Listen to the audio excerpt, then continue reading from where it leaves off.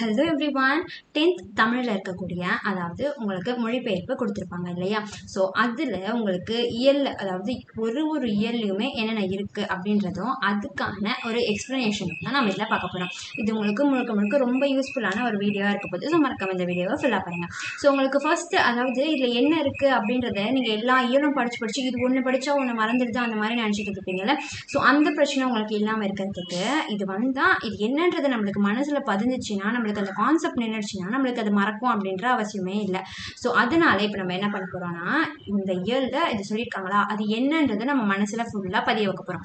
So அதுக்கு நம்ம இது ஃபுல்லாக இந்த வீடியோவை பார்த்தீங்க அப்படின்னா உங்களால் ஈஸியாக வந்து ஞாபகம் வச்சுக்க முடியும். ஸோ இதில் ஃபர்ஸ்ட் என்ன இருக்குது, இயல் 1ல் உங்களுக்கு கொடுத்துருக்க என்னன்னா, if you talk to a man in a language he understand that goes to his mind, if you talk to him in his own language that goes to his heart. ஓகேவா? So இது யார் சொல்லியிருக்காங்க? Nelson Mandela. என்னன்னு சொல்லியிருக்காங்கன்னா, ஒருத்தருக்கு அவங்களுக்கு புரிஞ்சிக்க முடிகிற மாதிரியான லாங்குவேஜில் அவங்க கிட்ட பேசினா அது ஜஸ்ட் அவங்களோட மைண்டை மட்டும்தான் போய் சேரும், அவங்க மூளையை மட்டும்தான் போய் சேரும். இதுவே அவங்களுடைய ஓன் லாங்குவேஜ் அதாவது அவங்களோட தாய்மொழியில் நம்ம பேசணும் அப்படின்னா அது அவங்களோட இதயத்துக்கு போய் சேரும் அப்படின்னு சொல்கிறாங்க. நெக்ஸ்ட் என்ன அப்படின்னு பார்த்தீங்கன்னா, language is the road map of a culture.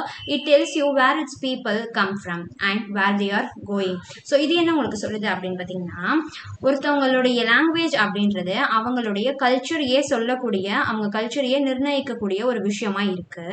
அதுவே அவங்க எங்கேருந்து வந்திருக்காங்க, அதாவது ஒருத்தவங்க பேசுறதை வச்சு நம்ம தெரிஞ்சுக்கலாம்ல, இவங்க மதுரைக்காரங்க, இவங்க திருநெல்வேலிக்காரங்க, அவங்க பேசுகிற அந்த லாங்குவேஜை வச்சு நம்ம சொல்லுவோம்ல. ஸோ அதான் இங்கே சொல்கிறாங்க, இதுவே அவங்க எங்கேருந்து வந்திருக்காங்க அப்படின்றதையும் நம்ம தெரிஞ்சுக்க முடியும், அவங்க எதை நோக்கி பயணமாக போகிறாங்க, ஐ மீன் அவங்களோட டெஸ்டினேஷன் என்ன அப்படின்றதையும் நம்மளால தெரிஞ்சுக்க முடியும் அப்படின்றத சொல்றாங்க. இது நம்மளுக்கு இயல் 1ல இருக்க விஷயம்.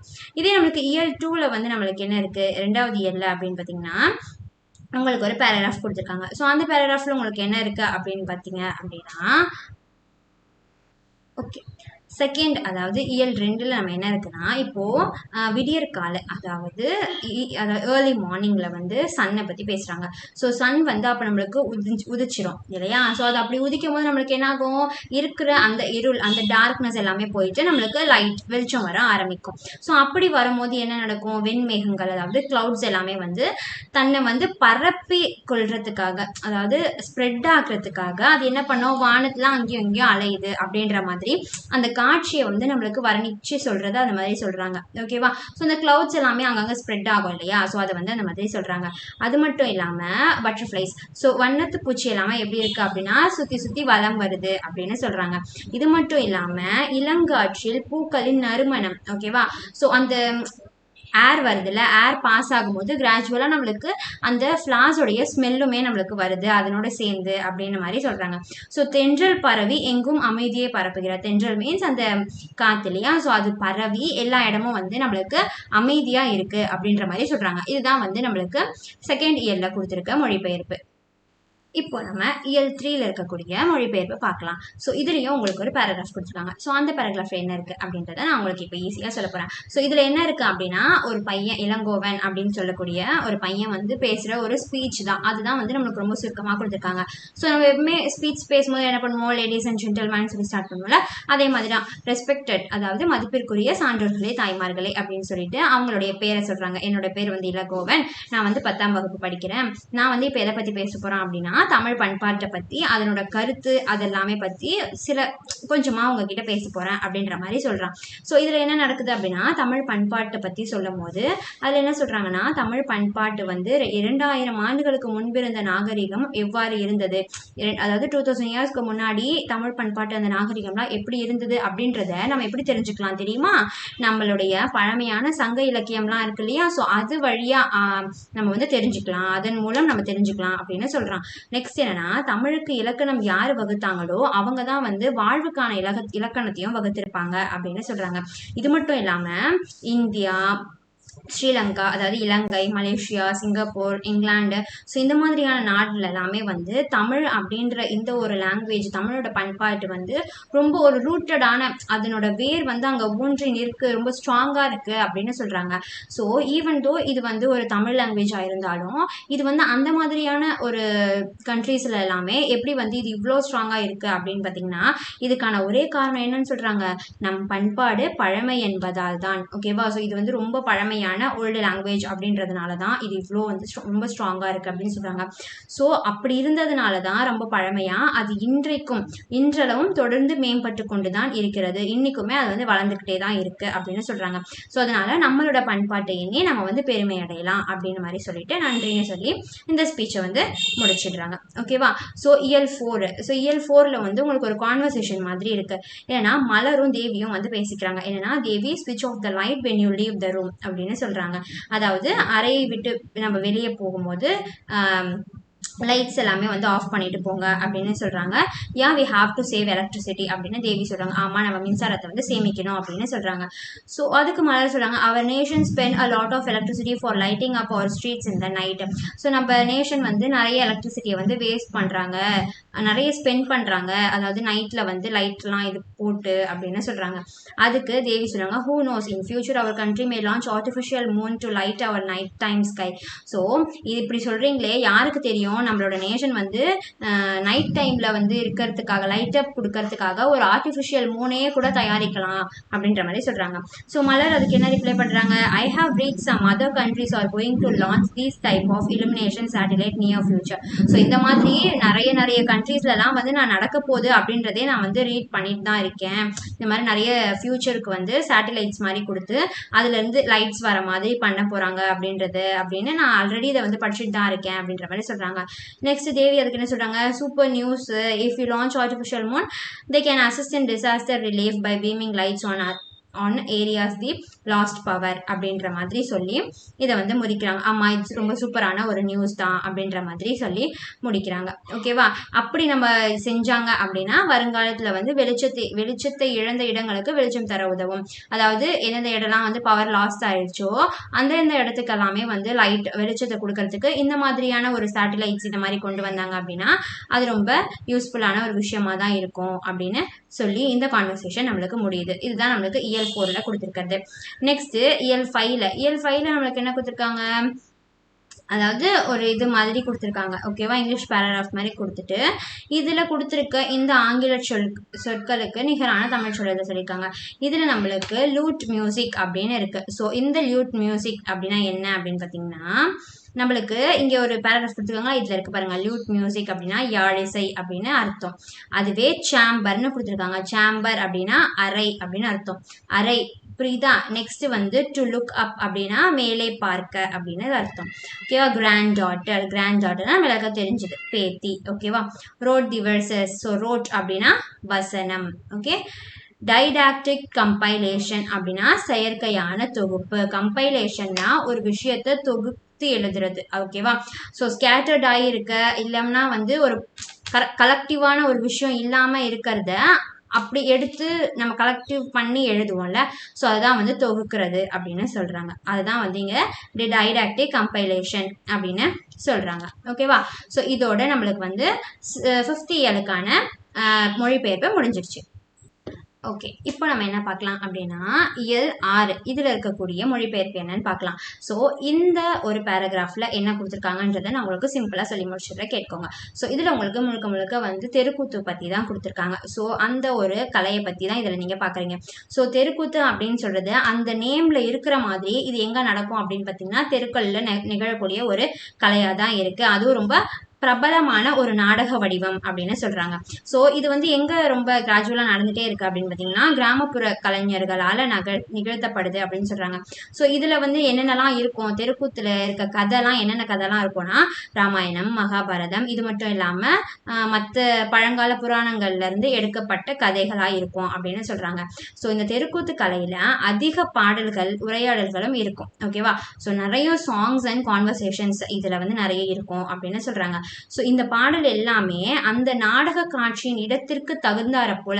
ஸோ அந்த எங்க நடக்குதோ அந்த தெருக்கூத்தோடைய அந்த டிராமா எங்க நடக்குதோ ஸோ அந்த இடத்துக்கு ஏத்த மாதிரி அந்த சாங்ஸ் எல்லாமே வந்து அந்த கலைஞர்கள் இருப்பாங்கல்ல அவங்கலாம் வந்து அவங்களாகவே இதை ஓனா வந்து இது பண்றாங்க, ரைட் பண்றாங்க அப்படின்னு சொல்றாங்க. ஓகேவா? ஸோ இந்த தெருக்கூத்து நாடகம் வந்து ஒரு சின்ன ஒரு இசைக்குழு இருப்பாங்க. அந்த சின்ன ஒரு இசைக்குழுவோட தான் நடக்கும். அதுல எத்தனை பேருனா 15ல இருந்து ஒரு 20 நடிகர்கள் இருப்பாங்க. ஓகேவா? இவங்கெல்லாம் சேர்ந்துதான் அந்த தெருக்கூத்து குழுவை வந்து உருவாக்குறாங்க அப்படின்னு சொல்றாங்க.